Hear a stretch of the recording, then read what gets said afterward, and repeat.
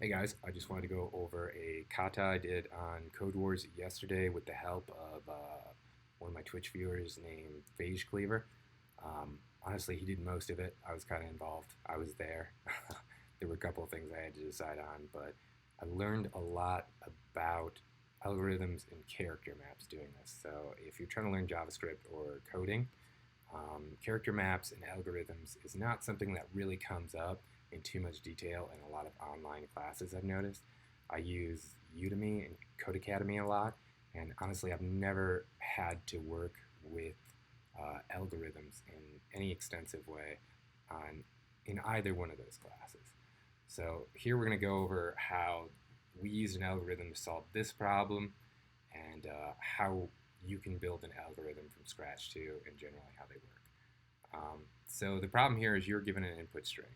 For each symbol in the string, if it's the first character occurrence, replace it with a 1, else replace it with the number of times you've already seen it. So there's kind of a dead giveaway in this problem that there's going to be an if-else statement because it says else. Like whenever you're programming, like when you're trying to explain what you're supposed to do out loud, you can almost like build your function, how it's going to work in your head before you even start, just by like, okay, we said else. We're definitely going to need an if else statement in this problem. But basically, how this problem works is, all right. So when you hit a letter for the first time, you want to build a string that says 1 because that's the first time you hit that letter. So here, we'll just go through it. H, 1 for H, because you've only seen H one time. E, you only see it one time, so it's just a 1. L, it's the first time you've seen L, so you get a 1. Second time you've seen L, you get a 2. And you'll see down here, the third time you see L, you get 3, right? And then for this string, that's all A's. You can see it's just going to count up 1, 2, 3, 4, 5, 6, 7, 8, 9. But the trick we noticed when doing this is that when it hits a number, if there's a number in the string, then you just take the number down. So you have to somehow build into this algorithm when to recognize numbers and just to like say pass. So let's go into how we solve this. First, we built a function, right? We define var b as s dot to lowercase because we want to turn every element in the string, every alphabetical symbol in the string into lowercase, so it doesn't get confused thinking like uppercase h is different than lowercase h. It doesn't appear in the example, but when you actually go to like attempt the kata, if you're counting uppercase letters as different than lowercase letters, you'll just fail it. And then we're creating an empty string, which is going to end up being this string that we spit out after our algorithm goes over like hello world. So, and then here's probably the most important part. If you're not used to working with objects, objects are essentially like variables, except they have multiple defining characteristics. It's kind of like, okay, say you have an object that is like me. All right, so one characteristic of me is male. So you can say in an object, gender, male, right? Calm down, buddy. Male. And then you can say things like, okay, age equals 29, right? So there's like multiple facets of an object. And the idea we're going to do here, right, is we're going to create an object that we use this algorithm to push new characteristics into this object until we can finally display the object as like, we're going to take, oh shit, this is so hard to explain.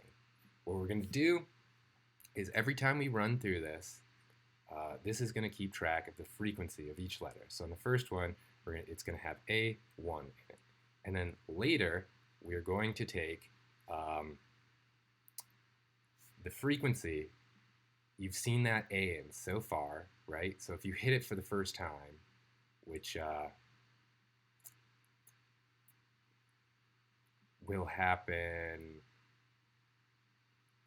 right here. Yes. Okay. So when you hit it for the first time, when you hit the a letter for the first time, right? Like A, what's going to happen is we're going to set the frequency of the character, character being A, to 1.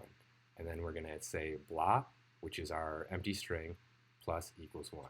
So it's just going to, like, as soon as it hits this else statement, it's going to say 1. All right. So say you hit a character for the second time, right?